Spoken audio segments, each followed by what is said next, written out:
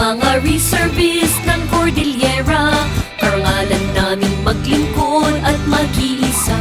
Sa oras na kami ay kinakailangan, sa tawag ng tungkulin, handa walang urungan. Kami ang mga reservist ng Cordillera, mga masisigasig, maaasahan, handang manilbihan para sa bayan. Yan ay aming tungkulin na sinumpaan. Kami ang reservist ng Cordillera, aming paglingkuran, rehiyon at probinsya.